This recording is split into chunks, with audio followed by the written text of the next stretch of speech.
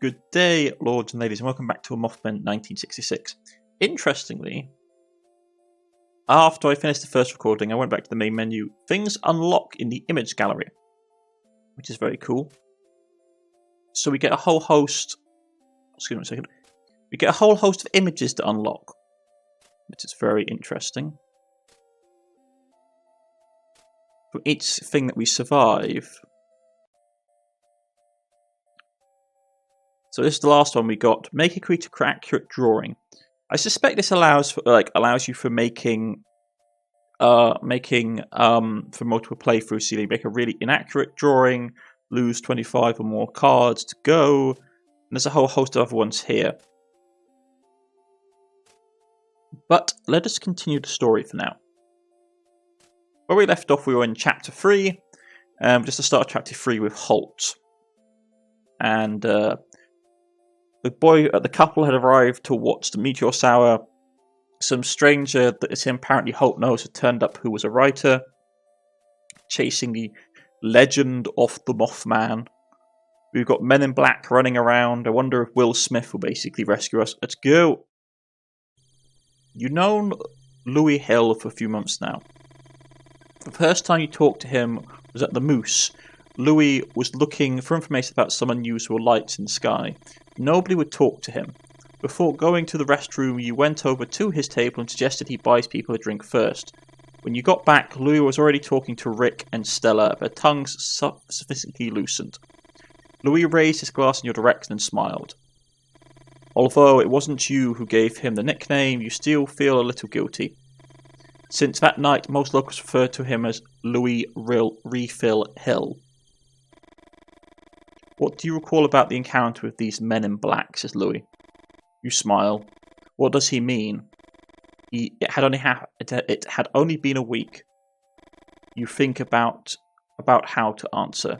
You know Louis, he loves asking questions. So you're going to tell him one thing and one thing only. No follow-up questions.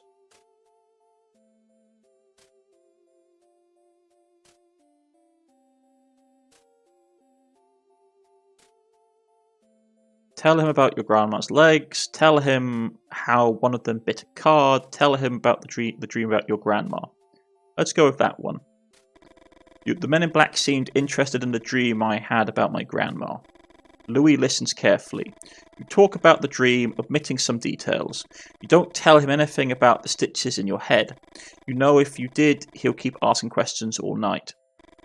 Louis remains pensive. Before he even opens his mouth, you try to change the subject. Red or black, you say. What? Says Louis. The card. Red. You turn over the card. It's red. Good, you say. It's a solitaire my grandmother taught me. No one could ever win it. Louis suddenly seems interested. And how do you play it? He says. You explain. Rules are simple, but winning? There's a reason why it's called the Impossible Solitaire. Let me show you.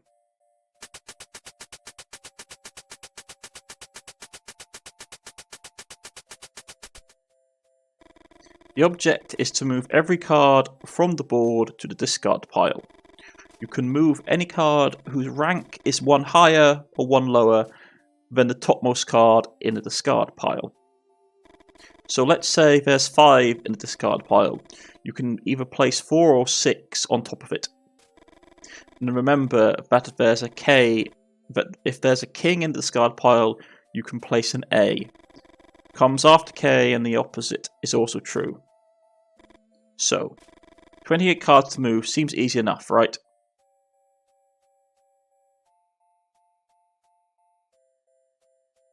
Let's go with select card.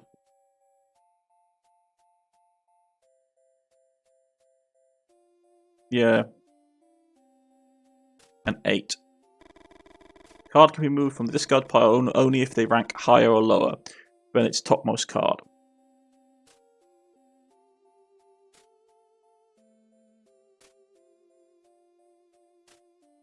So the topmost card is a king.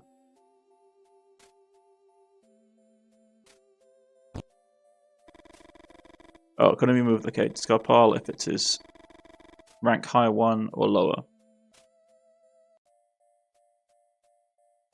Turn over a card from the stack. When you're stuck, you can turn over a card from the stock to discard. But to turn it over, you need to make a bet first. Black or red? Which one is it going to be? Lose the bet and you lose the game. Son of a bitch is almost unwinnable. Okay. I mean...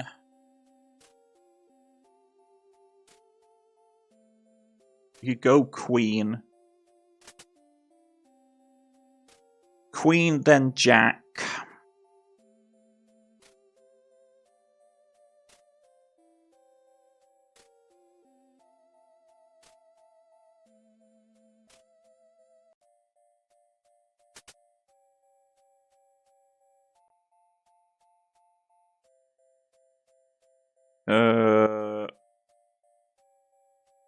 We should probably have done ace, then king, then queen, then jack. Yeah, we messed that up. I'm going to say red.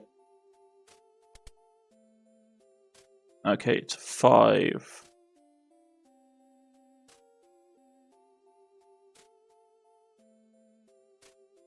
We can go...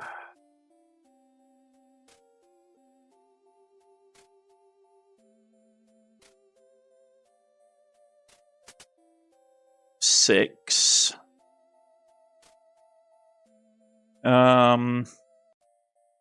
Don't have a 7. Red? No, loose. Oh, for fuck's sake. Solitaire, bad run. New game. Let's try.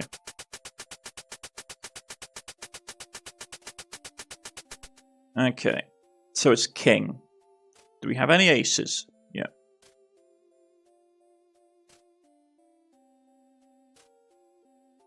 We have no jack, though.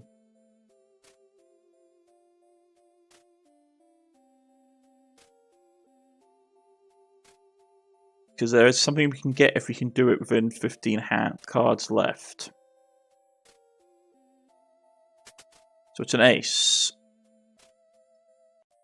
Then a king.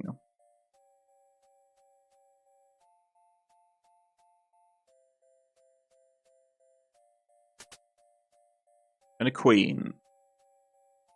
I'm probably going to say red. Okay, that's fine. So we can go 7.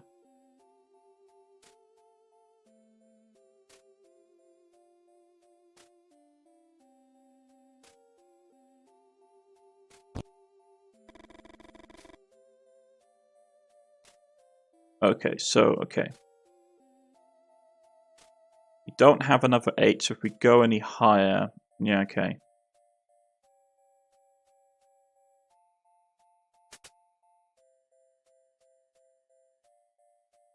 We could go back down, but we can't go back up. Okay.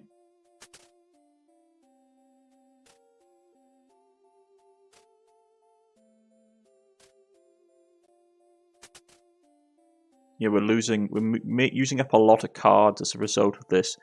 But the downside is now... we don't have a ton of wiggle room. I'm probably going to say red. And it's an ace. Okay.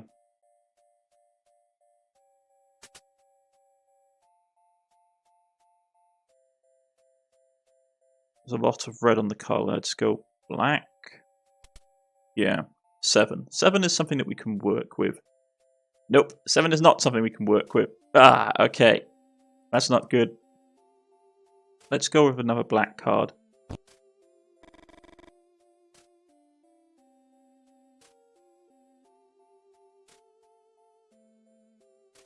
Ah, nuts. Oh, for fuck's sake. So we got it down to 19. Not bad. Okay. I'm trying to get down to 15, so we just need to get 4 more cards.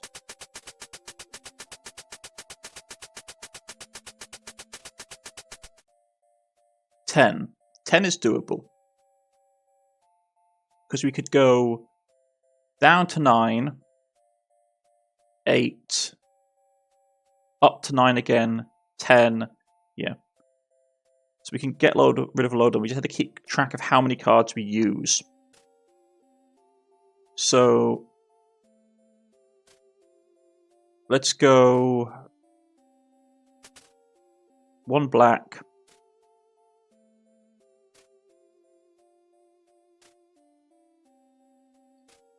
Because this is basically the strategy is you having to count cards of how many cards you've played. 1 red.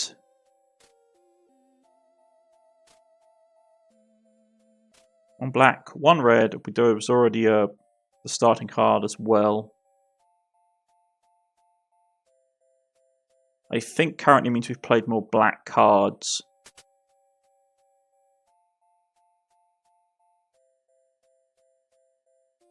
Another red.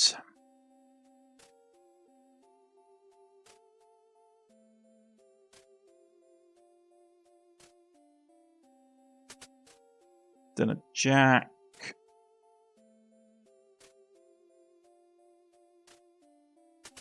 And a queen. The problem is, we have a couple ways we can do this. We can either go king and hope we get an ace, or we go back down to jack, but then it's still stuck. Okay.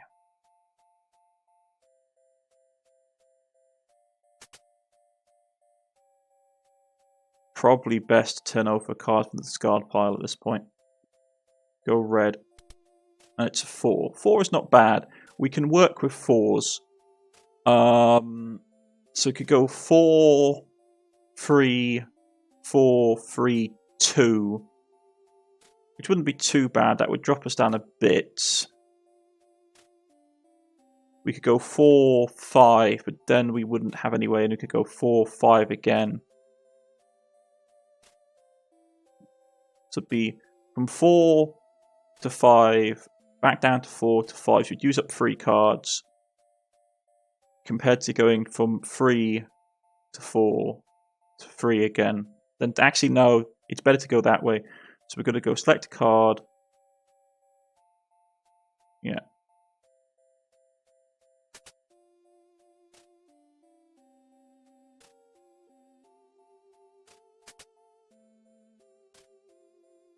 Okay, it's a shame that we don't have... Oh, it's a shame that we don't have another...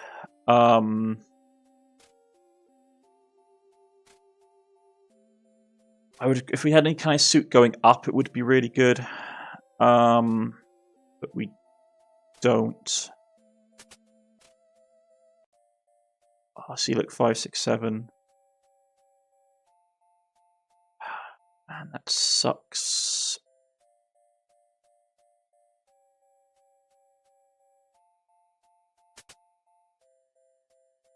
Let's go with black.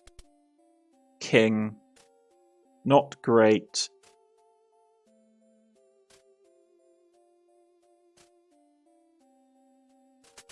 One off.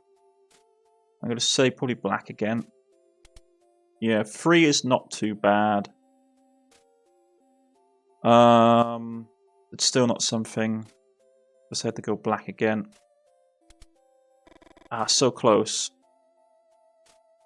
So close, we're 1 off. I can do this. It's a hard thing, but it's doable.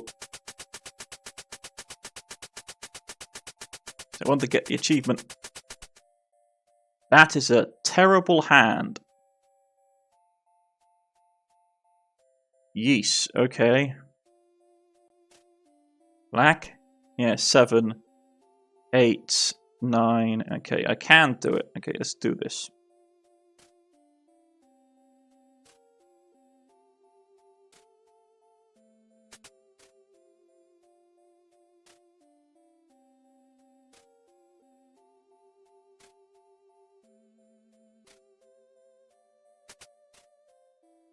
9. We played mostly black cards, so we're going to say red.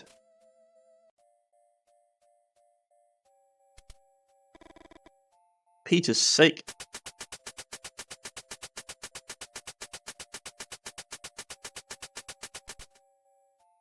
Okay, so we can go 9, 8, 9. Yep. I know this is boring for some people, but I want to try and see what the images we get is for basically doing this. Okay.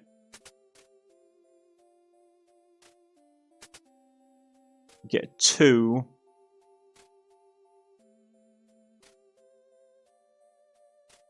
Let's go with black. Oh, come on!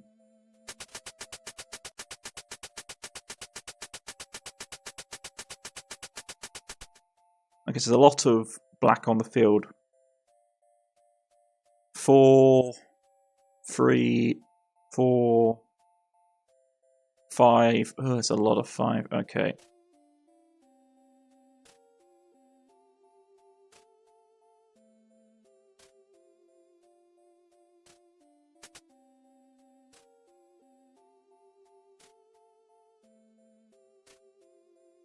Let's get rid of a lot of the black cards to start off with. So it's more likely for us to basically pull out red.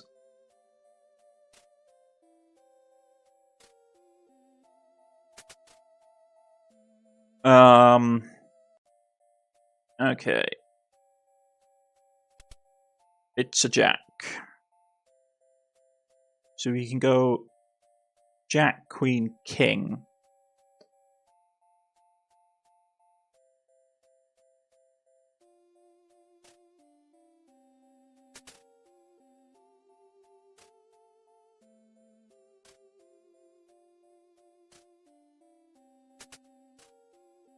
Let's try for more another red card. Okay, so we've got a 6. 6.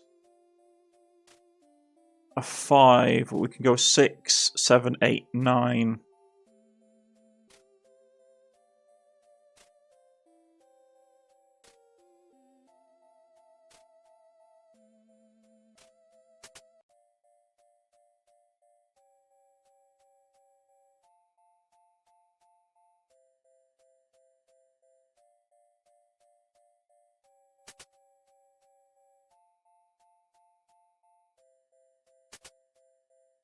Still got to go with red because we played a lot of the black cards.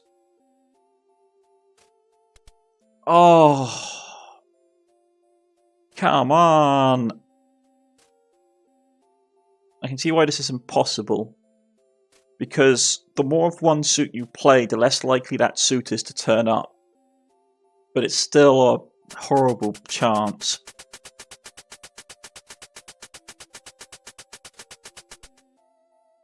So it's a queen.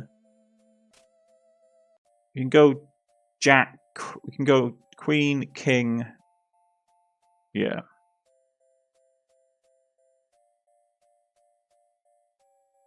We can go king.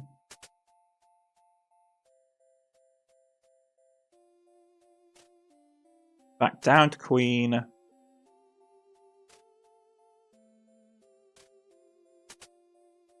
Jack.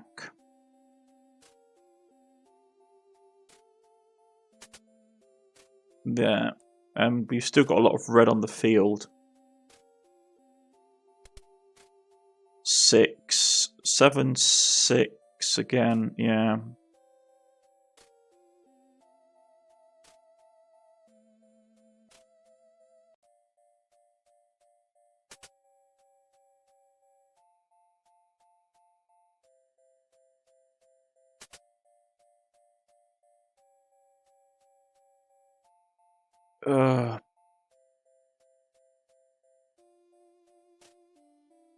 Still got a lot of suits in the game. I still got to say red. Ace. That's not great. 5, 4. 3, 4, 3. Yeah, that's something you can do.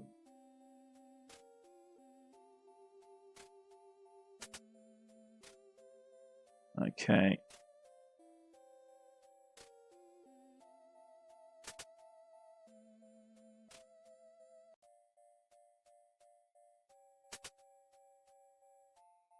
A lot of black still on the field.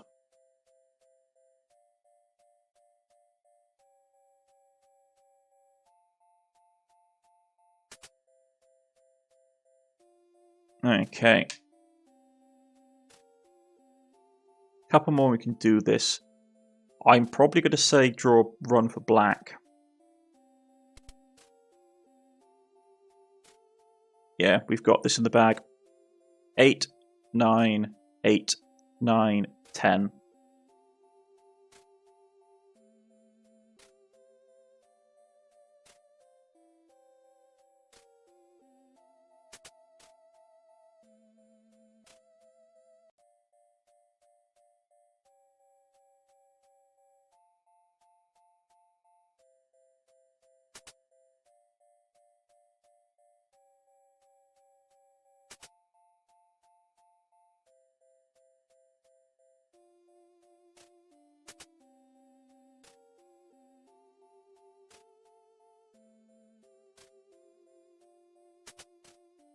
Okay. Wait, so let's go with black. It's queen. You can't do anything with queen. Let's turn over another card. Black. Ace. Can't do with that card. Black. Solitaire, good run. So we actually got another achievement for that. But I think that's enough. Getting it all the way down is nearly impossible. And I don't think there is I don't think you can win the card game. But 13 is really good.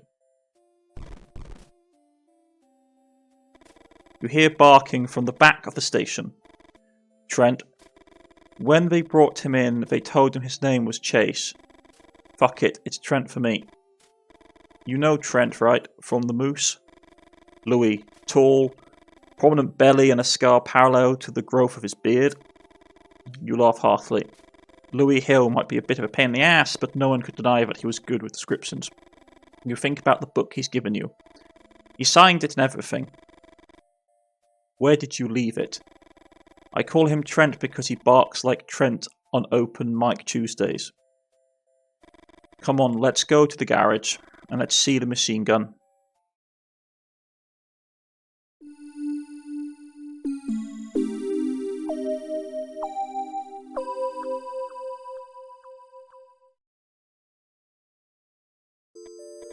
Chapter 4. So this is his idea of a special date, looking at shooting stars while holding your hand, telling you his plans for the end of the semester. You can't stop thinking about the raw strength of the hug from a minute ago, or how he scared the coyotes away by yelling and throwing stones at them. You think about your friend May, all those dark fantasies she told you about. But holding hands like this, smiling and talking and looking into each other's eyes, feels like giving up, doesn't it? You know you're to blame, too. Aren't you playing the perfect girlfriend role? Don't you make eyes at him? Don't you say love whenever you call him? So this is it, Victoria. Is this what you want for the rest of your life? Why don't you make up your mind just for once? You think of May again, of those women she'd claimed to know who could solve your situation using a coat hanger. He's talking about abortion in 1960s America. That's risky. You wouldn't be the first or the last. The dog barks like a maniac and you appreciate the distraction. A mixture of guilt, anguish and apathy take over you. And now what? Why is he looking at you like that? Why doesn't he say anything? Has he asked you a question?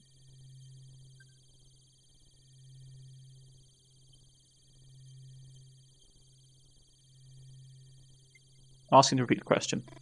I said if you're excited about the doors. Yes, of course you are excited. The Doors, Victoria. Freddie told me they're about to release their first album, and it seems they'll be playing in New York. Are we going to see them live again then?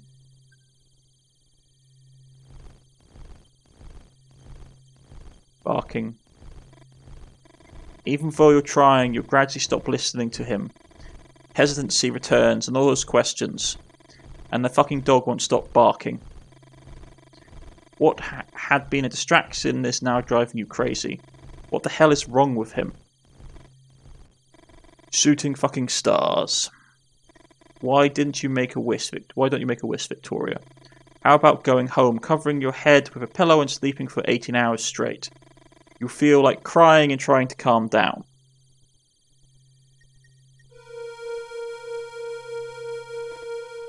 You see something glowing in the dark. Those eyes. That creature you thought you saw in the treetops with Louis' binoculars. Had it been real?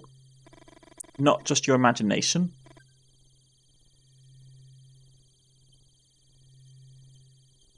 Vic, says Lee. You know what? I'm tired of it already, exhausted. I've been trying and trying for more than 10 minutes. Can you tell me what's wrong with you? You stay silent. You need to think. But Lee's right.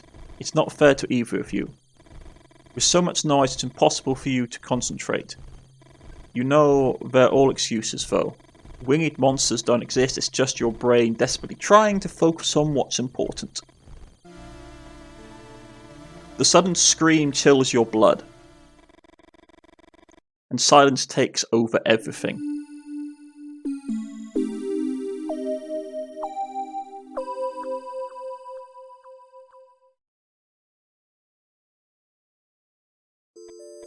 Chapter 5. Halt. Have you met Lee? Tall guy with the blonde girl? He made exographic copies of some docs I've used to assemble this beauty. Where did you get the docs from? Says Louis. You bit your lower lip. Do all writers ask so many questions? Lee works at the university, in the history department. Louis adjusts his glasses. You don't know why, but that gesture irritates you. The Winnan doesn't work like a normal machine gun. Normal machine guns use gunpowder to fire projectiles. Do you know what the Winnans uses?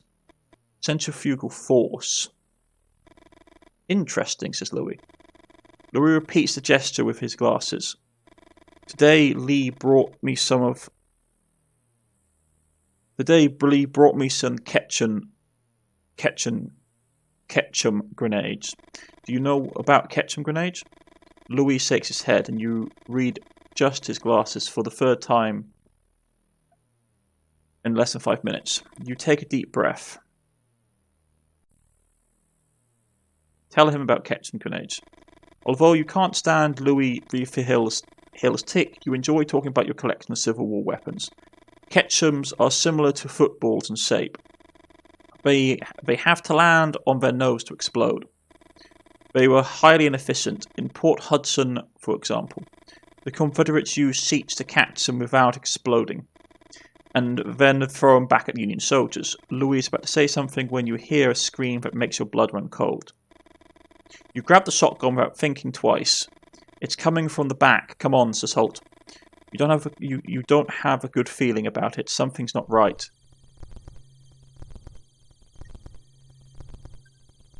Holt. Trent, no. Although it feels like a dream, somehow you know. The creature is real. Your dog's suffering is real. And there's no waking up from this. Shoot the creature. Yeah, shoot the creature. You aim your gun. Shit. But you don't have a clean shot. Run to Trent. You hear the muffled moans of your dog, and the fury blinds you. You drop the shotgun and grab onto the chain. Son of a bitch is gonna strangle Trent. Ask the rest to help you. Come on, hurry. But before they arrive, you feel the pull. And the floor disappears under your feet. I mean, if we hold on, it's just going to carry us off. Release the chain. Halt! You know you should hit the floor soon. Don't move, says Victoria. Listen to Vic Holt, says Lee. Her sister's a nurse. No bones seem to be broken. My dog, says Holt. Victoria and Lee help you to your feet. Louis doesn't take his eyes off the winged creature for a single second. He let go. He just let go, says Louis. What? 1 second. I know where your dog is, Holt. Wait a minute. Got something in the car. Let's go, you mutter. A gift from Freddy. Cool, right? You try to get up, but you'll feel dizzy and stumble. Victoria gives Lee a disapproving look and helps you keep your balance. Follow me, says Louis. Thanks, says Holt. You would have liked to smile at her. After all, Victoria just wants to help. But I can't. I can do it myself. You get your rifle and walk with the rest into the blackness of the forest. We should go in, says Louis. We should go in that direction. No, says Lee. I think we should go that way. Lee, now what? The place where Trent fell. I've calculated it by projecting the point where the creature dropped it on this map. You've calculated, you say? Weren't you a writer? Louis, don't mind him. Do what you want. Constantly checking the map, Louis leads the group on. We should be close. There, says Holt. Your heart is pounding. Please, you mutter. Compress his chest, says Victoria. Use both hands, just like that. How curious, says Louis. Did you know that the cardiopulmonary resuscitation procedure was discovered by Dr. Knickerbocker while he was trying to save a dog? As he speaks, Louis carefully examines the tops of the trees. It was at Johns Hopkins University. Victoria rests her hand on your arm on yours and moves her head from side to side. You stop pressing and a few tears roll down your cheek. The interesting thing is what happened to the dog afterwards.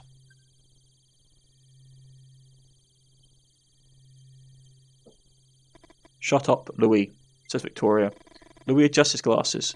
You look at Victoria. You are too afraid of your voice. You are too afraid your voice would break to say thank you. Why didn't you shoot? Why didn't you try to blow the creature's brains out? Deep down you know that's just the guilt talking, and that maybe there's nothing you could have done differently to save him. Lee, have you seen Lee? Says Victoria. You stand up and look around. Lee's gone.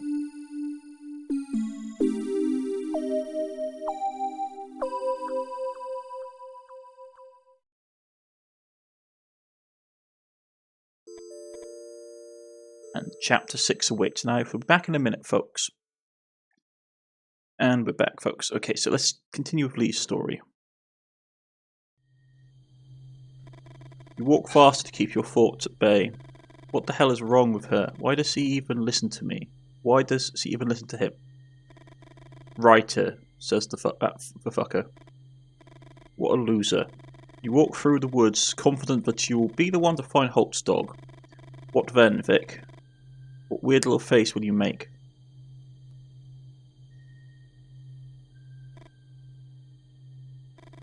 Hello, says Lee. You feel like someone is watching you. You're walking through a dense forest area where the darkness is almost total.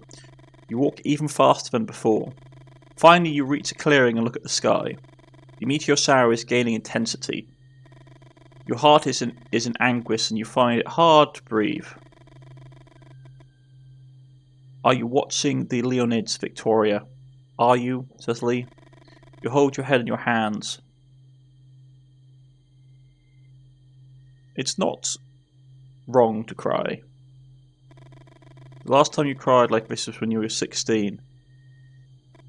You'd come home early and found him hitting your mother. You tried to separate them and your father took it out on your ribs. His blows were like a rain of sledgehammers and his breath reeked of alcohol. He pushed you against the wall and you ended up on the floor. Your mother was clutching her head when your dad took a deep breath and kicked you in the stomach. Wouldn't hit you in the face because it was the only thing you'd got going for you. and one day you wouldn't have it anymore. You carry your father's photo in your wallet, not to remember how good he looked. Hell no. Whenever the pain was too much, you'd scratch his face a little with his features blended with the cuts in the paper. What the? You seem to hear something, a kind of rumour. You think of the noise hands make when they shake dust off an old volume. A river?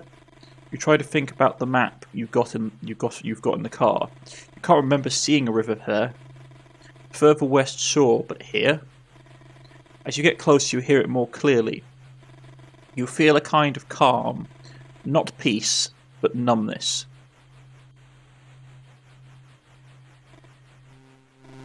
Suddenly, the whitest light you've ever seen floods the ground. Even when there's no river nearby, the sound is deafening. What? You feel light pulse with painful intensity, as if millions and millions of red ants were sinking their little jaws into your skin. Pain turns into light. You want to scream, but you have no mouth, no larynx or lungs, and the white that precedes everything consumes you. You don't know how long it takes. You feel the urgency of what is yet to be, and white makes you desperate. You just see animals turning. You see a ghost standing on its hind legs. You feel the white light leaving your body, and you hear your own voice screaming at the top of your lungs.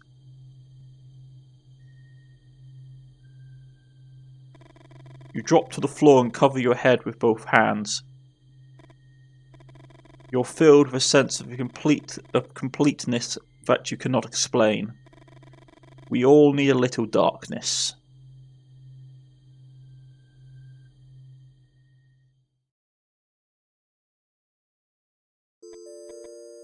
Chapter 7, Victoria. Lee, shouts Victoria. Where's that idiot? Calm down, Victoria, says Holt. Lee knows how to take care of himself. Holt's right. Lee's going to sew up eventually. Did you know that he chased away a pack of coyotes with screams, some stones, and a blow on that hood of his car? Louis smiles. You wonder if it's authentic or a calculated gesture to show some empathy. Holt? What? What's your business with Lee? Holt looks at you for a few seconds before answering. You think of one of the computers at the campus. The IBM 7040. You know what it's called because you once wrote a poem with that title. Holt is like that computer. From the outside, it's impossible to tell what it's evaluating before giving you an answer. I shouldn't tell you anything. Holt lowers his voice, but you shut Louis up back there, and I'm going to make an exception. Holt tells you about Lee's business, the sale of original Civil War pieces, the exographic copies of historical documents. Don't worry. He knows what he's doing. You hear twigs snapping. Who's there? Says Holt. Grandma? The sight of Holt's grandma holding an old rifle mesmerizes you. The whole thing looks like an image from some Wyatt Wave painting. A wet dream for almost any of your classmates. An image that not only defies gender stereotypes, but also demolishes social constructions like that of grandma in classic stories. The expression on Holt's grandma's face changes. Her features soften. My legs, says Elsie. Grandma, Holt runs.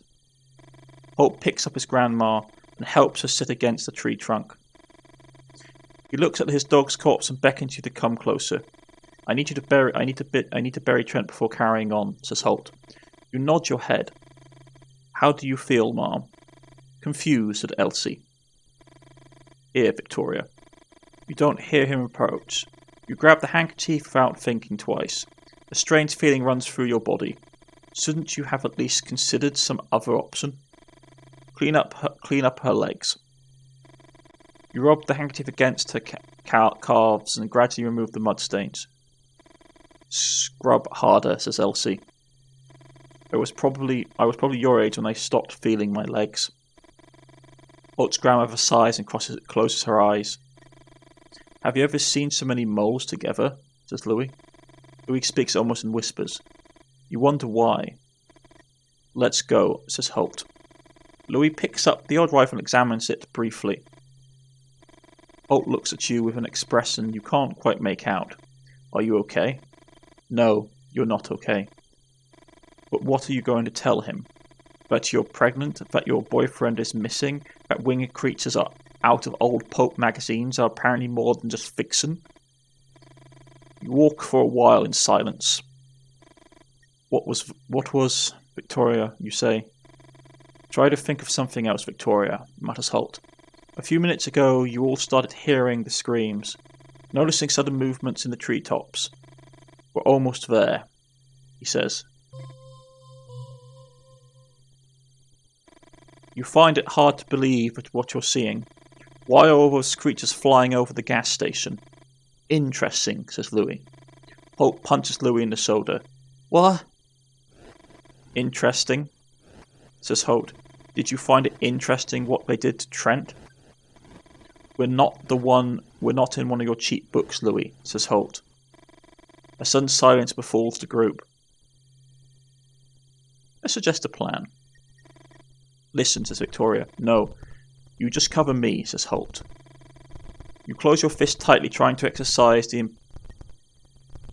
impotence you feel. Was it hard for him to hear what you had to say? You shake your head from side to side. What's even the plan, running with his grandma in his arms? Why does he have to be the hero? Holt! The shriek chills your blood.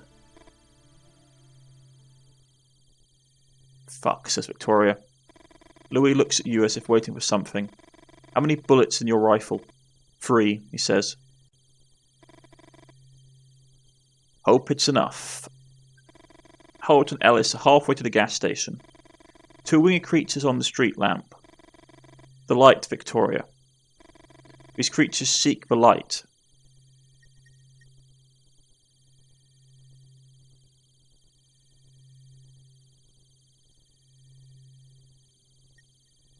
Tell Louis to take aim. Lamp on the left. Aim for the farthest lamp on the right.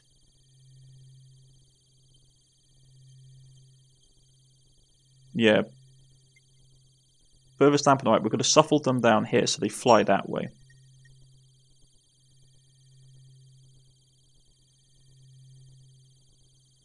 Takes a shot. 3, 2, 1. You have 2 bullets left.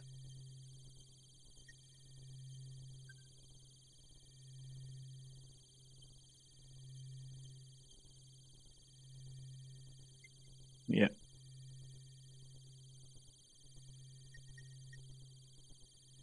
Shoot. The winged creature flies to the furthest pole, and it does so over Holt and Ellis's head. Desperate, you run to help. The winged creature rushes at you. The pain blurs your vision, you lose consciousness. Okay, so we die. So it's going to go for the lights. Let's aim for the light on the left. Yes, let's go that.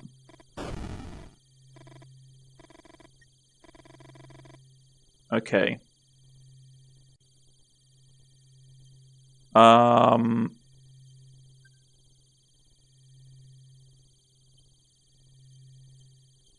He's going to go for the light? I don't know.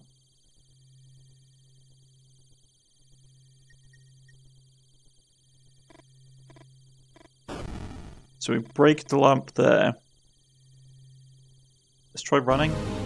You try to reach the building, but the winged creatures rush at you. The pain blurs your vision and lose consciousness. Okay. So we can't shoot out that one.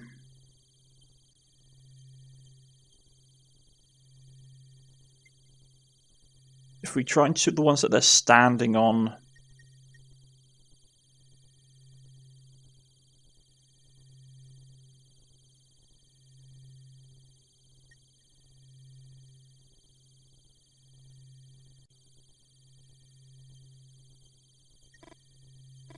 Okay, so we shoot that one. So it goes there.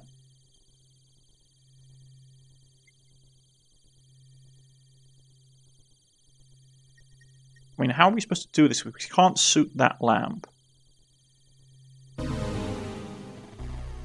Okay. So how do we do this? If we run, we're dead.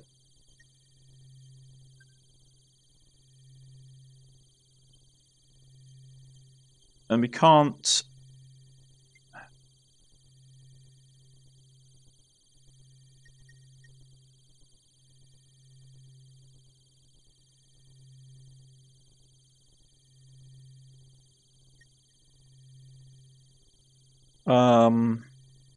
Okay, we can't shoot for the one on the left.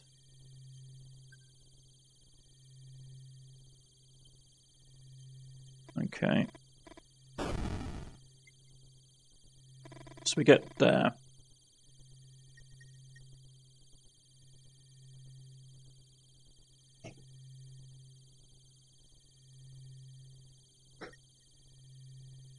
That one perhaps.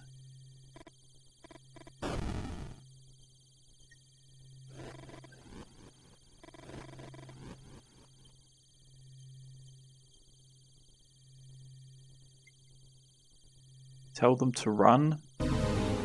Okay. Okay. This is a pondry.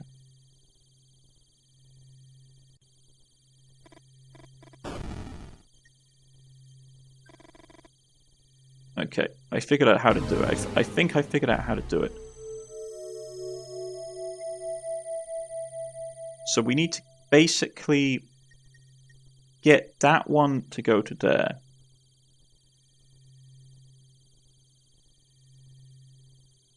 Okay, so first of all we need to fire at the furthest lamp. And that will drive it off. That would move it down to here.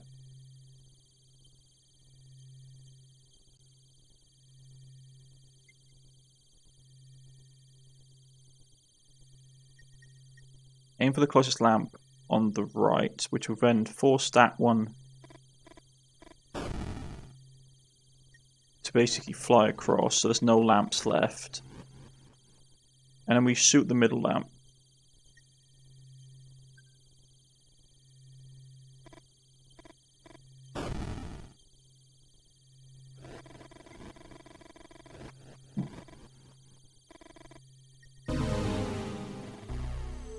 Okay.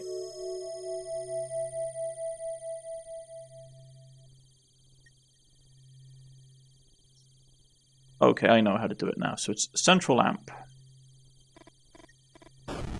So they can't move. Then the closest one...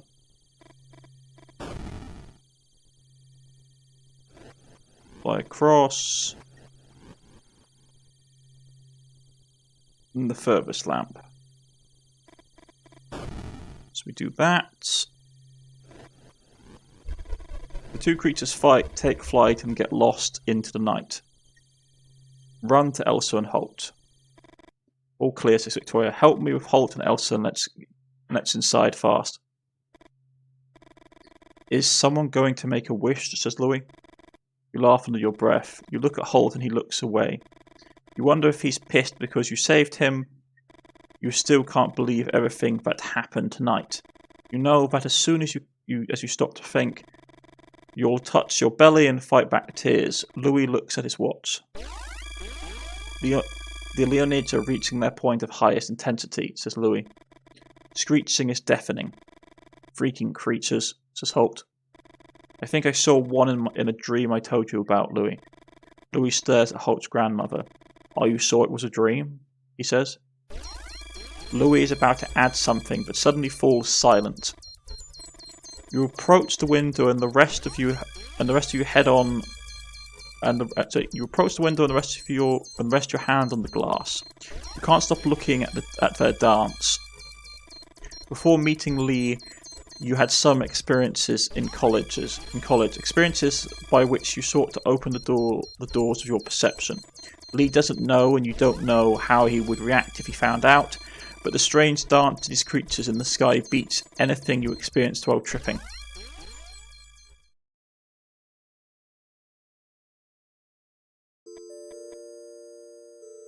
Chapter 7. Oh, Chapter 8, sorry.